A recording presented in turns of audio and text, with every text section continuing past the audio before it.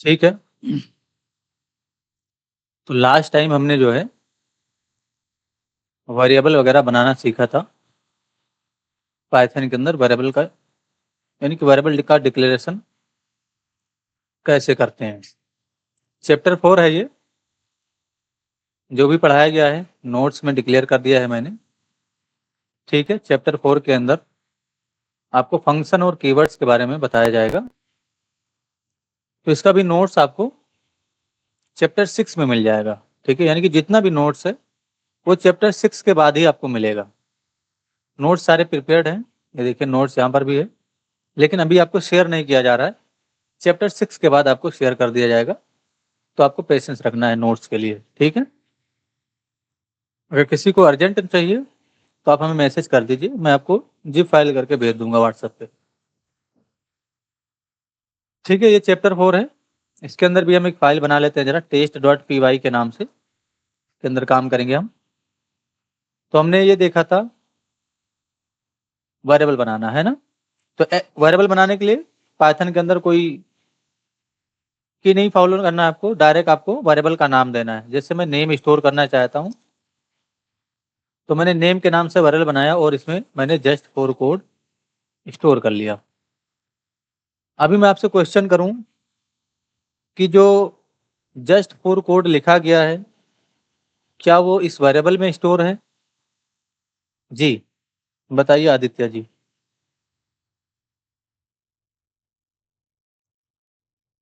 Hello. ठीक है, तो ये जो जस्ट फॉर कोड है वो रैम के किसी मेमोरी ब्लॉक में स्टोर हुआ है। ठीक है, और नेम में क्या स्टोर हुआ? नेम में जो है उस मेमोरी ब्लॉक का एड्रेस स्टोर हुआ। तो ऐसा जनरली हम बोल देते हैं कि ये जो डेटा है वो इस वेरिएबल में स्टोर हुआ। ठीक है, लेकिन ऐसा इंटरनली होता नहीं है। जब हम वेरिएबल बनाते हैं तो यहाँ पर जो है उस मेमोरी ब्लॉक का यानी कि रैम के उस मेमोरी ब्लॉक का एड्रेस स्टोर होता है जिस मेमोरी ब्लॉक में ये स्टोर हुआ है। ठीक है, तो इसे ध्यान रखिएगा। प्रिंट करने के लिए हमने प्रिंट फंक्शन को समझा था, नेम यहाँ पर लिख देंगे तो ये जो नेम है वो प्रिंट हो जाएगा। रन करने के लिए यहाँ पर क्लिक करेंगे। नोटिस करिए ये जो फोल्डर है ये पाइथन वाला है, तो सबसे पहले आपको अपने फोल्डर में जाना है। तो cd/4 यानी कि चैप्टर 4, उसके बाद आपको अपने फाइल का नाम देना है। तो py test.py ये फाइल का नाम है। कंपाइल हो गया, जस्ट फॉर कोड यहाँ पर लिख के आ गया। परफेक्ट, इस तरीके से। ठीक है, दूसरा तरीका क्या है कंपाइल करने का? इस वाले आइकन पे क्लिक कर दे तब भी ये कंपाइल हो जाएगा। ये देखिए ना, इस तरीके से। तो मेरे ख्याल से ये तरीका आसान है। अभी 2-3 दिन आपको ये सारी प्रोसेस बताए जा रहे हैं।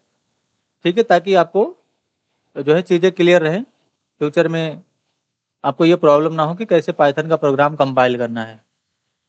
ऐसा जरूरी नहीं है कि आप वीएस कोड के टर्मिनल से ही कंपाइल करें, आप चाहे तो जो टर्मिनल है सिस्टम वाला उससे भी कंपाइल कर सकते हो। ठीक है, तो पाइथन का कंपाइलर इंस्टॉल्ड है आपके सिस्टम में, कहीं से भी आपको बस इस फाइल को उस कंपाइलर को देना है, ये जो फाइल है वो कंपाइल हो जाएगी। परफेक्ट। कुछ और चीज़ों पे हम काम कर लेते हैं जरा। तो वेरिएबल हम कितना भी बना सकते हैं, कोई लिमिट नहीं है वेरिएबल की कि आप 10 वेरिएबल बना सकते हो, 5 वेरिएबल बना सकते हो। जितने आपको आवश्यकता है उतना वेरिएबल आप पाइथन के अंदर बना सकते हो। जरूरी नहीं कि पाइथन के अंदर, किसी भी प्रोग्रामिंग लैंग्वेज के अंदर वेरिएबल का कोई गिनती नहीं है कि आप इतना ही वेरिएबल बनाएंगे। जितनी मर्जी है, जितनी आपकी आवश्यकता है, जितना नीड है उतना वेरिएबल आप बनाइए। सपोज करो मैंने एक्स के नाम से एक वेरिएबल बनाया, इसमें मैंने 10 स्टोर कर लिया। टर्मिनेट करेंगे, वाई के नाम से मैंने वेरिएबल बनाया और इसमें मैंने 20 स्टोर कर लिया। ठीक है, अच्छा टर्मिनेट मैंने कर दिया, तो पाइथन के अंदर टर्मिनेट नहीं होता है, नहीं तो एरर आ जाएगा। इसी तरीके से मैंने जेड के नाम से वेरिएबल बनाया और इसमें मैंने 50 असाइन कर दिया। उसके बाद मैंने वाई का नाम से वेरिएबल बनाया और यहाँ पर मैंने 20 को असाइन कर दिया। मैं यहाँ पर 20 नहीं करके, यहाँ पर 20 ऑलरेडी है, यहाँ पर मैंने 19 कर दिया। ठीक है, प्रिंट का यूज करता हूँ और मैं वाई को प्रिंट करूंगा। तो अभी क्या प्रिंट होगा, वैल्यू कौन सी मिलेगी हमें बताइए? अगर हमने वाई को प्रिंट किया है तो नोटिस करिए वाई दो जगह पे डिक्लेयर हो चुका है, एक तो ऊपर डिक्लेयर हुआ है और नीचे भी डिक्लेयर हुआ है। ठीक है, तो y में क्या प्रिंट होगा अभी, y में 19 प्रिंट होगा। 19। नोटिस करिए मैंने यहाँ पर रन किया, ये देखिए 19 प्रिंट हुआ ना। तो पाइथन में जब इस तरीके से डिक्लेरेशन हो जाता है तो कोई एरर नहीं आपको देखने को मिलेगा। क्या होगा, अब यहाँ पर भी आपका y के नाम से वेरिएबल डिक्लेयर हो चुका है और ऊपर की तरफ भी y के नाम से वेरिएबल डिक्लेयर है ऑलरेडी। ठीक है, तो अगर इस y को आप दोबारा डिक्लेयर होने से पहले एक्सेस करेंगे, जैसे यहाँ पर मैं अगर प्रिंट करूं इस y को, तो हमें अभी 20 ही मिलेगा। नोटिस करिए मैंने यहाँ पर क्लिक किया, देखिए 20 मिला ऊपर वाले के लिए और नीचे वाले के 19 मिला। ठीक है, समझ गए आप लोग इस चीज को। तो ये समझ लीजिए, नहीं सर, फिर से एक बार समझाइए। देखिए y के नाम से जो वेरिएबल है उसका डिक्लेरेशन 2 बार हो चुका है पेज के अंदर। ठीक है,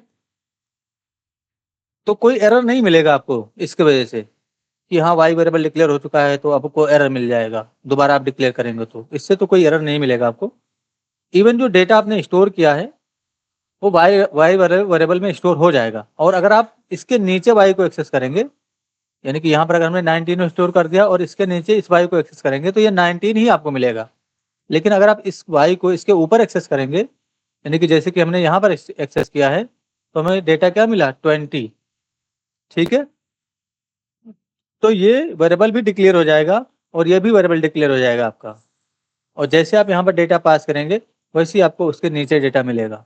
तो कहीं पर भी आप वेरिएबल डिक्लेयर करिएगा तो ये चीज ध्यान रखिएगा कि उसके नीचे जब आप प्रिंट करेंगे, सपोज करो टॉप में भी एक वेरिएबल है ये और एक वेरिएबल आपने यहाँ पर भी डिक्लेयर कर दिया।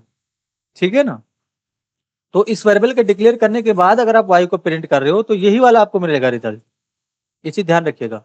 और ऊपर के प्रिंट करेंगे तो ऊपर वाला आपको मिलेगा। ठीक है, तो वेरिएबल का डिक्लेरेशन यहाँ पर भी हो रहा है और यहाँ पर भी डिक्लेरेशन हो रहा है। समझ गए आप लोग इस चीज को। जी, आगे काम करें अब हम। सर मतलब कोई लाइन बाय लाइन कंपाइल नहीं करता है क्या? क्या चीज, मतलब पाइथन पे लाइन बाय लाइन कंपाइलिंग नहीं होती है क्या? नहीं, लाइन बाय लाइन कंपाइल नहीं होता है कि एक कंपाइलर होता है। ठीक है, तो कंपाइलर एक साथ कोड को रन करता है। ये इसमें स्टेप बाय स्टेप नहीं चलता है कि पहले ये चलेगा फिर ये चलेगा फिर ये, एक साथ सब कुछ कंपाइल होगा। ठीक है, अगर यहाँ पर भी अगर आपने कोई एरर कर दिया तो ये प्रिंट नहीं चलेगा। सपोज करो मैं यहाँ पर टर्मिनेट कर देता हूँ, ठीक है, तो ये एक एरर है, मैं यहाँ पर, ठीक है, इसके वजह से एरर नहीं आया तो हमें जानबूझकर कोई एरर करना होगा। जैसे कि नोट, चलो मैं इस तरीके से एरर करता हूँ, ये देखिए यहाँ पर एरर है ना, ये देखिए नोटिस करिए एरर आ गया, प्रिंट नहीं होगा, जबकि ऊपर वाला प्रिंट होना चाहिए। अगर ये लाइन बाय लाइन काम करता तो ऊपर वाला प्रिंट होता ना, एरर तो नीचे है, ये देखिए डायरेक्ट एरर आ रहा है, ये भी नहीं प्रिंट हुआ। तो ये एक साथ कोड को कंपाइल करता है, तो मैंने जानबूझ के यहाँ पर एरर किया था ताकि आप इस चीज को समझ सको। तो पाइथन क्या करता है, यानी कि देखिए कंपाइलर, मैंने आपको 2 चीज बताया था, एक तो कंपाइलर दूसरा इंटरप्रेटर। ठीक है, तो कंपाइलर जो होता है वो एक ही साथ सारे कोड को रन करेगा, अगर कहीं पर भी एक भी इशू है तो वो एक कोड आपका चलने नहीं देगा। ठीक है, जैसे यहाँ पर इशू है तो इसके ऊपर का भी नहीं चल रहा है, तो कंपाइलर एक साथ कोड को एग्जीक्यूट करता है। और जो इंटरप्रेटर होता है वो स्टेप बाय स्टेप करता है, इस तरीके से स्टेप बाय स्टेप। जैसे जावास्क्रिप्ट के अंदर अगर यही एरर आप करते तो ये कोड चल जाता आपका, यानी कि यहाँ पर अगर आपने सपोज करो कंसोल किया होता ना तो कंसोल हो जाता वो, उसके बाद एरर आता। ठीक है, तो वहां पर इंटरप्रेटर यूज होता है। चलिए जरा आगे हम काम करेंगे, फिलहाल मैं इसको कंपाइल कर देता हूँ। नोटिस करिए 20 और 19 हमें रिजल्ट मिल चुका है। तो ये चीज ध्यान रहे कि जब भी आपका वेरिएबल, सपोज करो यहाँ पर भी हमने डिक्लेयर कर दिया और नीचे भी हमने डिक्लेयर कर दिया और हमें नहीं मालूम है कि ऊपर भी वेरिएबल डिक्लेयर है, तो हमें इससे कोई इशू नहीं होगा, कोई एरर नहीं आएगा। लेकिन नीचे अगर आप y को एक्सेस करेंगे तो जो रिसेंट डिक्लेयर, यानी कि इसके नजदीक में जो डिक्लेयर वेरिएबल होगा उसी से डेटा निकाल के आपको ये देगा। जैसे इसके नजदीक में ये y है, ये वाला दूर है, तो यही वाले y को एक्सेस करेगा और डेटा आपको रिटर्न करेगा। समझ गए आप लोग इस चीज को। जी, एक और चीज है यहाँ पर, समझ लेते हैं, जो कि आपको सभी प्रोग्रामिंग लैंग्वेज के अंदर पता होना चाहिए। अगर मैं आपसे क्वेश्चन करूं कि स्टेटमेंट क्या है यहाँ पर, यानी कि स्टेटमेंट्स क्या हैं, ठीक है, तो देखिए स्टेटमेंट हम किसे बोलेंगे, ये आपका एक स्टेटमेंट है। यूं समझ लीजिए कि आपका जो है पहला स्टेटमेंट है, यानी कि आपका फर्स्ट स्टेटमेंट, ऐसे बना लीजिए, ठीक है। और इसके नीचे जो है ये आपका सेकंड स्टेटमेंट है, ठीक है। तो हर एक लाइन प्रोग्रामिंग का, हर एक लाइन वो स्टेटमेंट ही कहलाता है। समझ गए आप लोग इस चीज को? यानी कि स्टेटमेंट क्या कहेगा, स्टेटमेंट क्या होता है, हर एक लाइन प्रोग्रामिंग का, चाहे वो आप जावास्क्रिप्ट में कर रहे हो, चाहे वो आप जो है नोड के अंदर कर रहे हो, चाहे वो आप पीएचपी के अंदर कर रहे हो, चाहे वो आप पाइथन के अंदर कर रहे हो, हर एक स्टेप प्रोग्रामिंग का स्टेटमेंट ही कहलाता है। समझ गए आप लोग इस चीज को? स्टेटमेंट से रिलेटेड कोई कंफ्यूजन तो नहीं है जी? ठीक है। तो नोटिस करिए, मैंने यहाँ पर x में 10 को और y में 20 को असाइन किया, और z के नाम से एक वेरिएबल बनाता हूँ, मैंने इसमें x प्लस y रखा, और मैं यहाँ पर z को प्रिंट करूंगा, तो अभी हमें रिजल्ट मिल जाएगा। नोटिस करिए 30 मिल गया इस तरीके से, परफेक्ट। तो ये सारी चीजें आपको पहले से पता होंगी शायद, है ना। जो नए हो शायद उनको ना पता हो कैसे वेरिएबल डिक्लेयर करना है, कैसे प्रिंट करना है, स्टेप बाय स्टेप ही पढ़ाया जाएगा, ठीक है। तो थोड़ा पेशेंस रखिए, आगे की जो चीजें हैं उसमें आप लोग को मजा आने वाला है। हो सकता है आपको ये चीज पता हो तो आप इसमें थोड़ा बोर हो रहे हो, ठीक है, लेकिन पढ़ाने का जो सिंटेक्स होगा वो यही होगा, ठीक है। और इसमें आपको बोर नहीं होना है, इसको भी आपको जितना भी लिखा जा रहा है उसको अपने हैंड से प्रैक्टिस करना है। ऐसा नहीं कि बस देखने से लग रहा है कि हाँ मैं ये कर सकता हूं तो मैं इसको छोड़ दूं, करिए, आप भी टाइप करके लिखिए इस चीज को, ठीक है। तो जब आप ऐसा करेंगे ना तो इससे आपकी स्किल इंप्रूव होगी, ये समझ लीजिएगा आप लोग। तो ये छोटा कोड है, इसको छोड़ यानी कि इसको समझ के अवॉइड मत करिए, इन चीजों को करते रहिए, क्योंकि यही कोड आपके आगे काम आने वाले हैं फ्यूचर में। यानी कि जब हम आगे पाइथन को और पढ़ेंगे तो ये सारी चीजें आपके, यानी कि कहीं ना कहीं आपका जो वर्किंग एक्सपीरियंस होगा वो और ज्यादा अच्छा होगा। जी बताइए। तो सर जेड के नीचे एक और वाई, अगर मतलब वाई के जस्ट जेड के ऊपर जस्ट एक और वाई, वाई का वैल्यू अगर 21 कर देंगे तो क्या होगा, 21 और 10 फिर ऐड हो जाएगा, है ना। जैसे मैंने यहाँ पर 21 कर दिया, तो अब ये 21 और ये 10 ऐड होगा ना, तो 31 अभी रिजल्ट आना चाहिए, ये देखिए, ठीक है। तो वही तो मैंने थोड़ी देर पहले बताया है। अब इसके नजदीक में जो जैसे हमने यहाँ पर यूज किया, तो इसके नजदीक में यही तो है, तो यही वाला एक्सेस होगा ना। समझ गए आप लोग? इससे कोई एरर नहीं आएगा कि यहाँ पर आपने वाई बना दिया, नीचे वाई बना दिया, तो फिर कोई एरर आ जाएगा। अब यूं ही समझ लीजिए आप कि ये रिप्लेस हो जाएगा, और रिप्लेस होता नहीं जनरली, ये डिक्लेयर ही हो जाता है। समझ गए आप लोग इस चीज को? वैसे हम ऐसा भी कर सकते हैं, सपोज करो कि हमने यहाँ पर जो है वाई का डिक्लेरेशन किया, ठीक है, ऐसे, और वाई, ठीक है, ये सब आगे मैं बताऊंगा आपको, अभी रहने देते इस चीज। फिलहाल मैं ये कहने जा रहा था कि हमने x प्लस वाई को जोड़ा और z में रखा, z को हमने प्रिंट किया, तो नोटिस करिए 30 आ गया, ठीक है। अब ये जो कोड है जैसे ही हम कंपाइल कर रहे हैं तुरंत चल रहा है। मैं चाहता हूं कि जब मैं चाहूं, यानी कि जब मैं इस कोड को यानी कि जोड़ना चाहूं तभी ये चले, अभी ये रन करते ही ना चले, ठीक है। तो इस कोड को आपको ब्लॉक करना होगा, यानी कि इस कोड को आपको क्या करना होगा, ब्लॉक करना होगा। ब्लॉक करने का मतलब ये हुआ कि इस कोड को आपको बंद करना होगा, बंद करेंगे तभी तो ये रुकेगा, ठीक है। तो ऐसे समझिए नॉर्मल भाषा में कि हमें इस कोड को रोकना होगा, और रोकने के लिए हमें ब्लॉक करना होगा, ठीक है।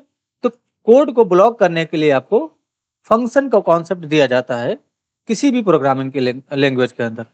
ऐसा नहीं है कि हम पाइथन पढ़ रहे हैं तो सिर्फ पाइथन के अंदर ही हम कोड को ब्लॉक कर सकते हैं। इवन जावास्क्रिप्ट के अंदर भी, अभी हमने थोड़ी देर पहले जब जावास्क्रिप्ट की लाइव में क्लास ले रहा था, तो उसमें भी अगर आप लोग आए होंगे तो आपको वो चीज पता चला होगा, है ना। हमने फंक्शन बनाया था ना, जब हमें बटन पर क्लिक किया था तब जाके वो फंक्शन कॉल हुआ था। तो इसी तरीके से आप यहाँ पर भी अगर आप चाहते हो तो फंक्शन, यानी कि जो कोड है इसको ब्लॉक कर सकते हो फंक्शन की हेल्प से। आप पाइथन के अंदर फंक्शन कैसे बनाते हैं वो आपको समझना होगा, है ना। तो पाइथन के अंदर जब भी आपको फंक्शन बनाना होगा तो आपको डेफ कीवर्ड का यूज करना है, डेफ। अब डेफ क्या है, एक कीवर्ड है, ठीक है। तो इसी कीवर्ड का आपको यूज करना है फंक्शन बनाने के लिए। नॉर्मली अगर मैं जावास्क्रिप्ट की बात करूं तो वहां पर हम फंक्शन कीवर्ड का यूज करते थे फंक्शन बनाने के लिए, ठीक है। इसी तरीके से अगर आपको पाइथन के अंदर फंक्शन बनाना है तो डेफ कीवर्ड यूज करना ही करना है। यही डेफ कीवर्ड बताएगा कि ये आपका फंक्शन है। ठीक है। अब फंक्शन का नाम आप डिक्लेयर करिए। तो सपोज करो मैंने ऐड के नाम से फंक्शन बना लिया इस तरीके से। ठीक है। कोई भी कर्ली ब्रैकेट नहीं लगाना है, बस यहाँ पर आपको कॉलन का सिंबल देना है और इंटर करना है इस तरीके से। अगर आप यहीं पर कुछ करना चाहते हो प्रिंट वगैरह तो बिल्कुल प्रिंट कर सकते हो, जैसे मैंने जस्ट फॉर कोड प्रिंट कर दिया। ठीक है। तो अभी क्या होगा, पेज जो लोड होते ही ये प्रिंट नहीं होगा। देखिए मैंने रन किया बट प्रिंट नहीं हुआ कुछ भी। ये देखिए कुछ भी प्रिंट नहीं हो रहा है। मैं CLS कर लेता हूँ एक बार। देखिए मैंने इस पर क्लिक किया, ये देखिए कुछ भी नहीं प्रिंट हो रहा है, क्योंकि अब ये जो कोड है ये फंक्शन से ब्लॉक हो चुका है। जब तक इस फंक्शन को कॉल नहीं करेंगे ये हमारा जो है प्रिंट नहीं होगा, ये जो हमारा जस्ट फॉर कोड है। तो इसको कॉल करने के लिए बस आपको ऐड को ऐसे कॉल कर लेना, यानी कि ऐड को एज अ फंक्शन कॉल कर लेना है। जैसे हम जावास्क्रिप्ट के अंदर कॉल करते थे वैसे यहाँ पर भी कॉल करेंगे। तो अभी हमने क्या किया है, अभी भी वही होगा कि पेज लोड होते ही चल जाएगा, क्योंकि हमने फंक्शन से भले ही ब्लॉक कर दिया है। मसला क्या है कि हमने फंक्शन को पेज रेंडर होते ही यानी कि पेज लोड होते ही कॉल कर लिया है। तो अभी भी क्या होगा, पेज लोड होते ही ये प्रिंट हो जाएगा। ठीक है। आगे हम सीखेंगे कि फंक्शन को कैसे हम बटन पर क्लिक करने पे कॉल करवाएंगे या ऐसी चीजें जो है वो आगे सीखेंगे। फिलहाल इस पर क्लिक करेंगे तो नोटिस करिए जस्ट फॉर कोड प्रिंट हो गया। अब ये जो कोड है वो आपका ब्लॉक हो चुका है। जब तक आप इसको कॉल नहीं करेंगे जब तक ये कोई भी काम नहीं करेगा। अभी हमने कॉल नहीं किया था तो अभी प्रिंट नहीं हो रहा था, नोटिस करिए, है ना, अभी नहीं प्रिंट हुआ। ठीक है, परफेक्ट। तो एक लाइन का अगर आपका कोड है तो यहीं पर लिख दिए। अगर आपके पास मल्टीपल लाइन का कोड है तो आप इंटर करके लिखिए। तो जब भी इंटर करेंगे तो यहाँ से लिखना स्टार्ट नहीं करेंगे। अगर आप फंक्शन के अंदर हो तो फंक्शन के अंदर हो तो आपको टैब प्रेस करना है और यहाँ से स्टार्ट करना है। तब जब यहाँ से आप लिखेंगे तब ये फंक्शन के अंदर कोड जाएगा, क्योंकि पाइथन के अंदर कोई कर्ली ब्रैकेट नहीं है कि आप कर्ली ब्रैकेट के अंदर काम करेंगे तो आपका काम हो जाएगा, ऐसा नहीं है। ठीक है। तो पाइथन के अंदर आपको इंडेंट फॉलो करना होगा, ये समझ लीजिए। अगर आप फंक्शन बनाए हो तो फंक्शन के अंदर का जो कोड है उसको इंडेंट फॉलो करके लिखना होगा। इंडेंट फॉलो करने का मतलब ये हो गया कि यहाँ से लेकर यहाँ तक हमने स्पेस छोड़ा। ठीक है। तो पाइथन का यही सिंटेक्स ही है फंक्शन बनाने का। डेफ कीवर्ड यूज करिए, अपने फंक्शन का नाम दीजिए और कॉलन का यूज करिए। उसके बाद आप इंटर करके अपना कोड लिखना स्टार्ट करिए। तो सपोज करो मैंने एक्स के नाम से वेरिएबल बनाया और इसमें मैंने 20 को रख लिया इस तरीके से। उसके बाद मैं एक काम करता हूँ, वाई के नाम से अगला वेरिएबल बना लेता हूँ और इसमें मैं 15 को रख लेता हूँ। तो मैंने एक्स और वाई के नाम से वेरिएबल बना लिया है। यहाँ पर मैं एक काम करता हूँ, जेड के नाम से वेरिएबल बनाता हूँ और मैं एक्स प्लस वाई को रखता हूँ जेड के अंदर। प्रिंट फंक्शन का यूज करेंगे इस तरीके से और यहाँ पर हम जेड को प्रिंट कर देंगे। इसको मैं हटा दूंगा। तो जेड को मैंने प्रिंट किया है। अभी कंपाइल करते ही रिजल्ट आना चाहिए। नोटिस करिए मैंने कंपाइल किया बट हमें रिजल्ट नहीं मिला। अब रिजल्ट क्यों नहीं मिला भाई? रिजल्ट इसलिए नहीं मिला क्योंकि ये जो कोड है वो ब्लॉक हो चुका है। आपने इसको फंक्शन से ब्लॉक कर दिया है। तो ब्लॉक कर दिया है तो ये कैसे चलेगा? तो फंक्शन को अगर आपने ब्लॉक किया है तो उसको अनब्लॉक भी करना होगा, तभी तो ये कोड चलेगा। तो अभी हम क्या कर रहे हैं, पेज रेंडर होते ही इसको अनब्लॉक कर दे रहे हैं। तो यहाँ पर इंडेंट नहीं फॉलो करना है। यहाँ पर अगर आपने ऐड कॉल कर दिया तो इसका मतलब क्या हुआ, ये जो ऐड है वो इसी के अंदर चला गया। ठीक है। इसीलिए आपको यहाँ पर आपको ऐड को कॉल करना है इस तरीके से। अब हम रन करेंगे तो अब हमें हमारा रिजल्ट मिल जाएगा जो हमें मिलना चाहिए था। ठीक है। तो समझ गए आप लोग इस चीज को? जी बताइए भाई। जी, तो फंक्शन कैसे बनाना है, कैसे फंक्शन को कॉल करना है पाइथन के अंदर? जी बोलिए। जैसे सर, जैसे कि जावास्क्रिप्ट में क्या होता था कि हम लोग कर्ली ब्रेसेस डाल देते थे कि ये मेरा स्टार्टिंग कर्ली ब्रेसेस है, मतलब कि यहाँ से स्टार्ट होगा और एंड यहाँ पर होगा। तो यहाँ पर कैसे पता चलेगा? तो ये है ना, ये फंक्शन के अंदर सारा कोड किया गया तो यहाँ पर एंड हो गया। अब ये फंक्शन के बाहर का कोड है, इसका मतलब अगला कोड है आपका ये कोई। ठीक है। अगर हमें फंक्शन के बाहर जाना है तो यहाँ पर आप प्रिंट लिखिए इस तरीके से और यहाँ पर लिखिए आदित्य इस तरीके से। ठीक है। तो अब ये फंक्शन के बाहर का कोड है। अगर हम इस फंक्शन को कॉल भी ना करें तब भी ये हमारा प्रिंट हो जाएगा। नोटिस करिए, ये देखिए आदित्य प्रिंट हुआ ना। ठीक है। तो अब ये फंक्शन के बाहर का कोड है। अगर मैं इसको फंक्शन के अंदर कर दूं, यानी कि यहाँ पर इंडेंट फॉलो कर लूं, तो अब ये फंक्शन के अंदर चला गया। अब नहीं प्रिंट होगा आदित्य, कहाँ प्रिंट हुआ? ठीक है। तो ऐसे समझिएगा इस चीज को। अभी मैंने इसको बाहर किया, अभी मैं जब क्लिक करूंगा तो ये प्रिंट हो गया, लेकिन ये नहीं प्रिंट हुआ क्योंकि ये फंक्शन के अंदर है। अब ये कब प्रिंट होगा, जब आप ऐड फंक्शन को कॉल करेंगे। तो नोटिस करिए, ऐड को हमने कॉल किया तो अब ये प्रिंट हो गया इस तरीके से। परफेक्ट, समझ गए आप लोग इस चीज को। तो ऐसा जरूरी नहीं है कि आप जो है एक ही फंक्शन बनाए सॉरी पाइथन के अंदर, जितना मर्जी आप फंक्शन बना सकते हो, ठीक है। यानी कि जितनी आवश्यकता है उतना आप फंक्शन बनाइए। जैसे मैं एक फंक्शन बनाने वाला हूँ जो कि मेरे नेम को प्रिंट करेगा। अब फंक्शन का नाम भी मीनिंगफुल होना चाहिए आपका, यानी कि जब भी आप फंक्शन बनाएं तो फंक्शन का नाम आपको मीनिंगफुल रखना है। हो सकता है अभी शुरुआती दौर में आप काम कर रहे हो तो आपको ये ना समझ में आ रहा हो कि हम फंक्शन का नाम क्या रखे, है ना। तो ये जो प्रॉब्लम है ये धीरे धीरे सॉल्व होगी आपकी, लेकिन अभी से ही इस चीज को कोशिश में रखिएगा, इस चीज को ध्यान में रख के काम करिएगा कि जब भी हमें फंक्शन का नाम डिक्लेयर करना है तो उसका नाम मीनिंगफुल रखना है, ठीक है। तो इस चीज को आपको ध्यान में रखते हुए काम करना है। चलिए जरा डेफ कीवर्ड का यूज करेंगे और मुझे अपना नाम प्रिंट करना है फंक्शन की हेल्प से। तो मैं यहाँ पर फंक्शन का नाम ऐसे रख देता हूँ, प्रिंट माई नेम, ठीक है। मैंने कैमल केस यूज किया है फंक्शन का नाम डिक्लेयर करने के लिए। तो जरूरी नहीं है, आप चाहें तो कैपिटल में भी बना दें, स्मॉल लेटर में लिख दें, इससे कोई इशू नहीं है। यहाँ पर कॉलन का सिंबल देंगे और प्रिंट के अंदर बस अपना नाम लिख देंगे। तो ये फंक्शन कैसा है प्रिंट करने का, क्या प्रिंट करने का, नेम प्रिंट करने का, वो किसी का भी नियम हो सकता है। तो मैंने यहाँ पर लिख दिया जस्ट फॉर कोड, ठीक है। अभी मैं अगर कंपाइल करूं तो हमें रिजल्ट नहीं मिलेगा क्योंकि ये जो प्रिंट है वो ब्लॉक है अभी, ठीक है, ठीक है। तो इसको हमें अनब्लॉक करना होगा। तो अनब्लॉक करने के लिए क्या करना है, बस इस प्रिंट माय नेम वाले फंक्शन को कॉल कर लेना है इस तरीके से। अब ये अनब्लॉक हो जाएगा, जैसे ही पेज लोड होगा जस्ट फॉर कोड आपको यहाँ पर प्रिंट होता हुआ दिख जाएगा।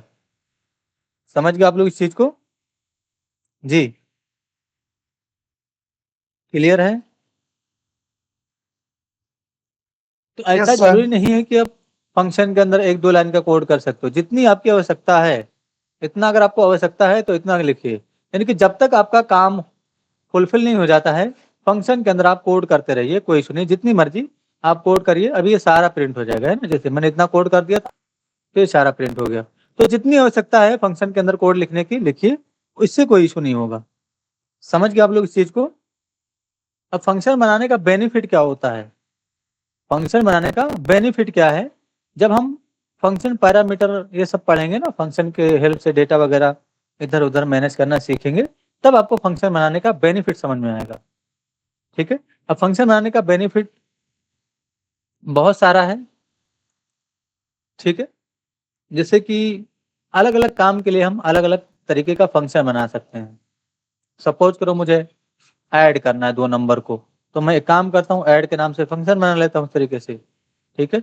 ये कैसा फंक्शन है, 2 नंबर को ऐड करने का। अब वो 2 नंबर आप चाहें तो यहाँ पर फंक्शन कॉल करके डायनेमिकली ले लें, यानी कि यहाँ पर रिसीव कर लें, फंक्शन कॉल करते समय भेज देंगे। तो वो जब फंक्शन पैरामीटर का चैप्टर आएगा तो उसमें समझेंगे। फिलहाल ये ऐड का फंक्शन है ऐसा समझिए, और मैंने एक वेरिएबल डिक्लेयर किया एक्स के नाम से, इसमें मैंने 20 रखा, ठीक है। उसके बाद मैंने वाई के नाम से वेरिएबल डिक्लेयर किया, इसमें मैंने 30 रखा, और मैंने जेड के नाम से वेरिएबल डिक्लेयर किया, इसमें मैंने एक्स प्लस वाई रखा। उसके बाद मैं यहाँ पर प्रिंट कर दूंगा। तो ये हमारा एडिशन का फंक्शन हो गया। इसी तरीके से आप चाहें तो मल्टीप्लिकेशन फंक्शन बना सकते हो। तो जब आपको दूसरा फंक्शन बनाना है तो फिर से यहाँ पर डेफ कीवर्ड का यूज करना है इस तरीके से, यानी कि डेफ कीवर्ड फिर से लिखेंगे और अपने फंक्शन का नाम देना है। तो मैं काम करता हूँ, पहले सबट्रैक्ट का बना लेता हूँ, ऐसे डिफाइन करना है। उसके बाद आपको कॉलन का सिंबल देना है, फिर आप यहाँ पर एक्स के नाम से वेरिएबल बनाइए, 20 असाइन करिए। उसके बाद हमने वाई के नाम से वेरिएबल डिक्लेयर किया, इसमें मैंने 30 असाइन किया, और मैं जेड के नाम से वेरिएबल डिक्लेयर करूंगा, मैंने यहाँ पर एक्स प्लस वाई रखा, और जेड को मैं प्रिंट कर दूंगा। बस प्रिंट फंक्शन को कॉल करेंगे और जेड को डिफाइन कर देंगे। अब नोटिस करिए फंक्शन बनाने का बेनिफिट क्या हुआ, हमने ये हमारा लोकल वेरिएबल हो गया एक्स। अब इस वाले एक्स को इस वाले एक्स से कोई मतलब नहीं है, ठीक है ना, ये इसका लोकल वेरिएबल है। तो सेम वेरिएबल आप फिर से डिक्लेयर कर पा रहे हो, है ना, इस तरीके से। यहाँ पर हम चाहे तो कोई दूसरा भी डेटा रख दें, इससे जरूरी नहीं कि हम सेम डेटा रखें, इस तरीके से, है ना। तो सेम वेरिएबल आप नीचे भी डिक्लेयर कर पा रहे हो। वही प्रॉब्लम क्या होता है, अगर आप फंक्शन बिना बनाए काम करते तो फिर अगर आपने ऐसे डिक्लेरेशन किया होता ना तो आपको प्रॉब्लम आ जाती फिर, क्योंकि वो पेज लोड होती सारा कोड चलता, है ना, फिर आपको रिजल्ट सही से नहीं मिलता। तो ये चीज अभी छोटा कोड कर रहे हैं, तो अभी आपको थोड़ा सा लगेगा कि मतलब रिजल्ट तो मिल ही जा रहा था, लेकिन ये बड़े काम में आपको समझ में आएगा ये सारी चीजें, है ना। फंक्शन बनाने का जो बेनिफिट है, जब हम अलग अलग तरीके का काम करेंगे फंक्शन का यूज करके, तब आपको इसका बेनिफिट समझ में आएगा। फिलहाल आपको क्या समझना है, फिलहाल फंक्शन का डिफिनीशन कैसे करना है पाइथन के अंदर, वो समझना है आपको। ठीक है, तो एक फंक्शन हमने ऐड के नाम से बना लिया, ये ऐड करने का काम करेगा। ये हमारा सब्ट्रैक्ट के नाम से फंक्शन है, ये सब्ट्रैक्ट करने का काम करेगा। उसके बाद हम एक और फंक्शन बनाएंगे इस तरीके से। तो डेफ कीवर्ड का यूज करना है मल्टीप्लाई के नाम से, तो मैंने मल ही नाम रख दिया इसका। और यहाँ पर मैंने एक्स के नाम से फिर से वेरिएबल डिक्लेयर कर लिया, कुछ भी रख लेंगे। ठीक है, उसके बाद वाई के नाम से मैंने वेरिएबल डिक्लेयर किया, कुछ भी रख लेंगे, इसमें मैंने 21 रखा। और जेड के नाम से वेरिएबल डिक्लेयर करेंगे, दोनों का कैलकुलेशन रखेंगे। तो एक्स इंटू वाई कर देंगे यहाँ पर, और हम प्रिंट का यूज करेंगे, जेड को प्रिंट कर लेंगे। तो बस जेड को प्रिंट कर लीजिए इस तरीके से। अच्छा, यहाँ पर मैंने प्लस कर दिया है, तो यहाँ पर माइनस करेंगे। एक और फंक्शन बनाऊंगा मैं, तो मैंने यहाँ पर डेफ कीवर्ड का फिर से यूज किया, और डिवाइड के नाम से मैंने फंक्शन बनाया इस तरीके से। कॉलन का सिंबल देंगे और इंटर कर लेंगे। ऐसा जरूरी नहीं कि आप यहाँ पर स्पेस दें, नहीं भी देंगे तब भी कोई इशू नहीं है, लेकिन थोड़ा फॉर्मेट सही रहे, कोडिंग हमारा अच्छा दिखे, इसलिए हम स्पेस दे देंगे। ठीक है, इंडेंट फॉलो करना है। एक्स के नाम से वेरिएबल बनाइए, कुछ भी रखिए, इसमें मैंने 96 रखा। वाई के नाम से वेरिएबल बनाएंगे, मैंने इसमें 12 रखा। उसके बाद हम जेड के नाम से वेरिएबल बनाएंगे, दोनों का कैलकुलेशन रखेंगे। तो एक्स वाई को मैंने ऐसे डिफाइन कर दिया, X divided by Y. Print keyword का यूज करेंगे, यानी कि प्रिंट फंक्शन का यूज करेंगे। प्रिंट कोई कीवर्ड नहीं है, एक तरीके का फंक्शन है। ठीक है, और यहाँ पर हम जेड को प्रिंट कर लेंगे।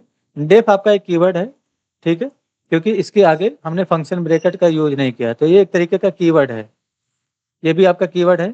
ठीक है ना, तो डेफ ही सिर्फ अभी कीवर्ड है इसके अंदर, बाकी ये प्रिंट क्या है, एक फंक्शन है। ये वाई क्या है, ये एक तरीके का वेरिएबल है।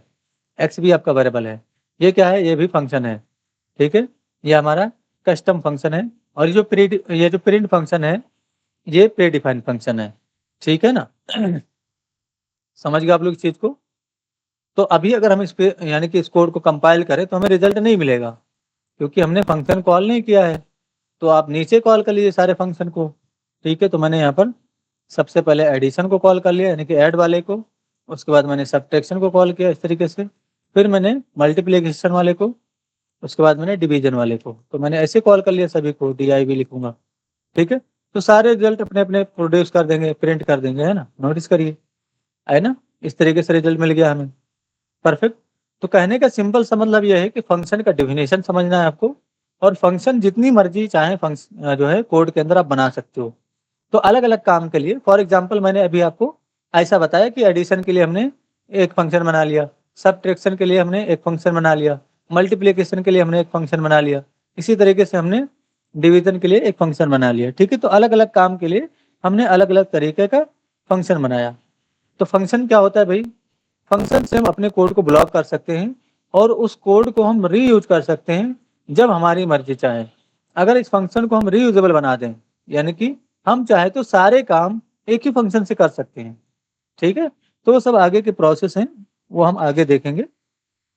फिलहाल आपको इतना ही ध्यान देना है कि फंक्शन का डेफिनेशन कैसे करना है, और हम जितना मर्जी फंक्शन बना सकते हैं, कोई लिमिट नहीं है कि हम जो है 10 फंक्शन बना सकते हैं, 15 फंक्शन बना सकते हैं। ठीक है, तो इसकी कोई लिमिट नहीं है। समझ गए आप लोग इस चीज को। हमने यहाँ पर लास्ट में सब कुछ कॉल किया है, ऐसा जरूरी नहीं है कि आप लास्ट में कॉल करिए, कहीं पर भी आप कॉल कर सकते हो। और इवन आप दूसरे फंक्शन के अंदर भी कॉल कर सकते हो। जैसे मैं यहाँ पर एक काम करता हूँ, एडिशन है ये, यहाँ पर आ जाता हूँ, और मैं डेफ एक फंक्शन बना लेता हूँ जरा इस तरीके से, रिजल्ट के नाम से। ठीक है, मैंने रिजल्ट के नाम से फंक्शन बनाया, और यहाँ पर मैं एडिशन को, यानी कि जो ऐड वाला फंक्शन है, उस रिजल्ट के अंदर कॉल कर लूंगा।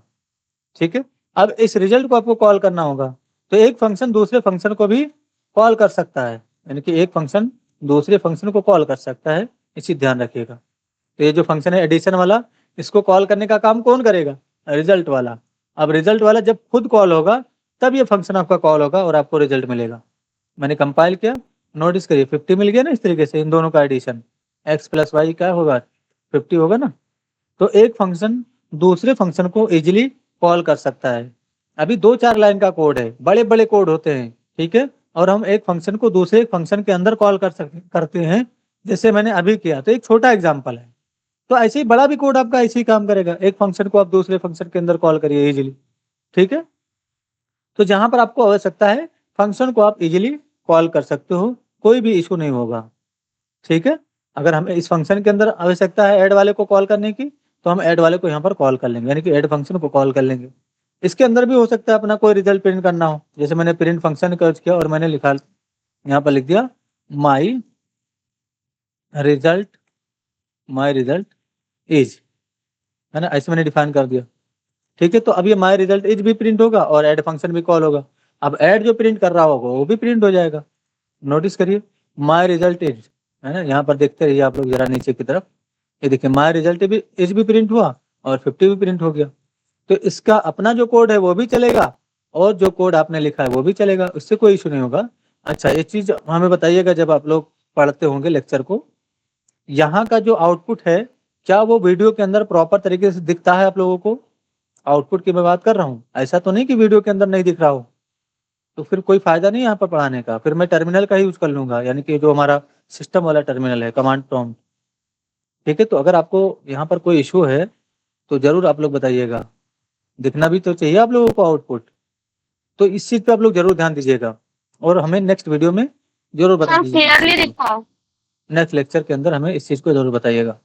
ओके, तो कहने का सिंपल सा मतलब ये है कि एक फंक्शन दूसरे फंक्शन को इजीली कॉल कर सकता है, जैसे अभी हमने कॉल किया इस चीज को, तो ये चीज भी आपको पता होना चाहिए।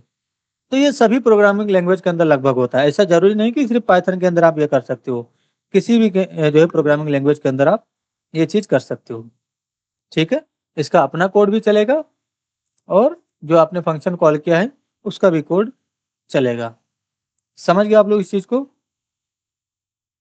तो हम चाहें तो ठीक है, हम आगे काम करें फिर। जी बताइए भाई। तो अभी आपने एक कीवर्ड समझा, डेफ कीवर्ड, ठीक है, मैंने आपको डेफ कीवर्ड बताया। अभी मैं आपको रिटर्न कीवर्ड बताने वाला हूँ। रिटर्न कीवर्ड काफी इंपॉर्टेंट है, ठीक है। रिटर्न कीवर्ड का यूज कैसे करना है, क्या होता है, वो भी आप समझ जाएंगे। तो डेफ कीवर्ड क्या है, यानी कि डेफ कीवर्ड क्या है, फंक्शन बनाने के लिए यूज करते हैं हम। रिटर्न कीवर्ड हम किसी भी डेटा को रिटर्न करने के लिए यूज करते हैं। जैसे सपोज करो ये जो फंक्शन है हमारा, इसके अंदर से मुझे कुछ रिटर्न करना है, मैं जेड को ही रिटर्न कर देता हूँ, तो बस आपको रिटर्न कीवर्ड लगाना है इस तरीके से और जेड को डिफाइन कर देना है। अब रिटर्न कीवर्ड क्यों है, क्योंकि इसके सामने कोई पैरेंथेसिस नहीं है, इसीलिए ये एक कीवर्ड है। तो रिटर्न जब आप करेंगे तो रिटर्न होके कहाँ जाएगा, जहां पर ये फंक्शन कॉल हुआ, यानी कि ये जो ऐड वाला फंक्शन है जहां पर आपने कॉल किया, ये रिटर्न होकर वहीं जाएगा। ये वाला जो प्रिंट है इसको मैं हटा लेता हूँ थोड़ी देर के लिए, और यहाँ पर ये आएगा। तो अभी अगर हम कंपाइल करें तो नोटिस करिए हमें रिजल्ट के रूप में कुछ नहीं मिल रहा है। मैंने CLS कर लिया, थोड़ा सा ऊपर कर लेता हूँ, नोटिस करिए रिजल्ट के रूप में हमें कुछ नहीं मिल रहा है। क्यों? क्योंकि जो रिटर्न आया है उसको आपको प्रिंट करना होगा। तो रिटर्न आया है यहाँ पर, तो क्या यहाँ पर हम प्रिंट कर रहे हैं इस चीज को?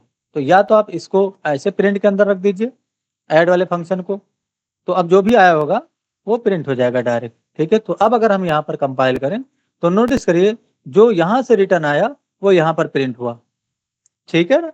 तो किसी फंक्शन के अंदर से हम ऐसे रिटर्न कीवर्ड का यूज करके कुछ भी रिटर्न कर सकते हैं।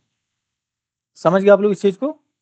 और इसको चाहें तो आप किसी वेरिएबल के अंदर भी स्टोर कर सकते हो। जैसे मैंने आउटपुट के नाम से एक वेरिएबल बना लिया, अब इसमें मैंने स्टोर कर दिया जो भी इस फंक्शन ने रिटर्न किया होगा। अब इसको आप प्रिंट कर लीजिए, ठीक है, या कोई और ऑपरेशन परफॉर्म करना है तो वो कर लीजिए आप।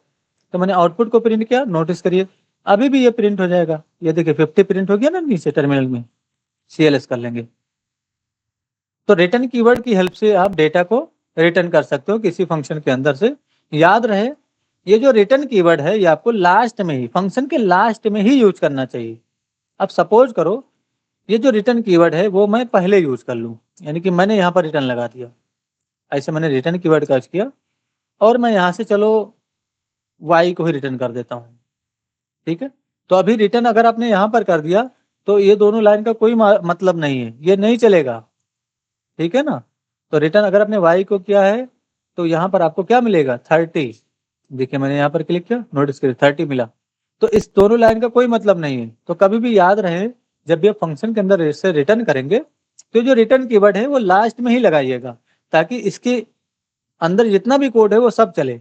जैसे इस फंक्शन के अंदर ये भी तो कोड है कि x + y को जोड़ा जाएगा।